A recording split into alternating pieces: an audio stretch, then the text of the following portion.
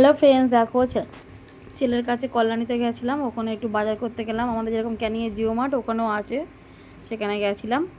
মেয়ে এখানে গিয়েই মাত্র আগে আইসক্রিমের দিকে লক্ষ্য, ও আইসক্রিম নেবে বলে ঘুরপাক খাচ্ছিলো, তা ওকে একটা আইসক্রিম কিনে দেওয়া হলো।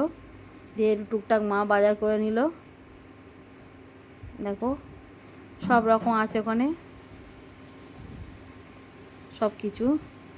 তারপর ওখানে ভিডিও করা বারণ ছিল, তার জন্য আর করিনি ভিডিও। তারপরে চলে আসলাম এখানে যে আইটি যে বড় প্যান্ডেলটা হয় ঠাকুর ওঠে, ওখানে প্যান্ডেলটা দেখছিলাম।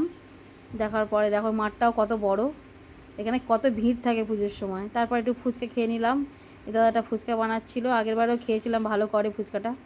তারপর আবার প্যান্ডেলটা একটুখানি দেখাচ্ছিলাম। দেখো কত উঁচুতে, পুরো মাথাতে প্যান্ডেলের দড়ি বাঁধছিল লোকগুলো, এত উঁচুতে। আর মানে কত, আমি তো জুম করে দেখাচ্ছি, অনেকটা উঁচুতে। দেখো পুরো মাথায়। ওই প্যান্ডেলটাই তোমরা দুর্গাপুজোর সময় দেখবে, যখন ডেকোরেশন হয়ে যাবে, কত ভিড় থাকে। তারপর একটু চা খেয়ে নিলাম মা আমি। তারপর তোমার দাদাভাই কোথায় গেছিলো, মেয়েকে নিয়ে এসে ও চা খেয়ে নিল। তারপর আবার বেরিয়ে পড়লাম হাঁটতে হাঁটতে হাঁটতে চলে গেলাম ছেলের সাইকেলের দোকানে। ওই যে চাকা কিনে নিয়ে এসেছি ক্যানিং থেকে, তো সব বয়ে বয়ে নিয়ে এসেছিলাম।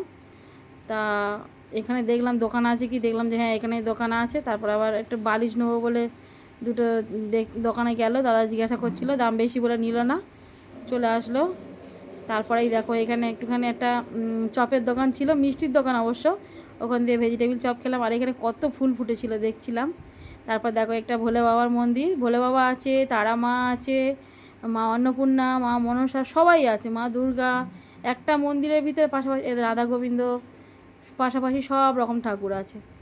দেখো দুর্গা মন্দিরটা গেট দেওয়া ছিল। আর তারপরে একটা কুমোরটুলি ভিডিও করলাম। দেখো সব সামনে যেহেতু মনসা পুজো আসছে, সব মনসা ঠাকুর তৈরি হচ্ছিলো। ব্যাস ভিডিওটা এই পর্যন্ত। তোমাদের ভালো লাগলে একটু কমেন্টে জানিও।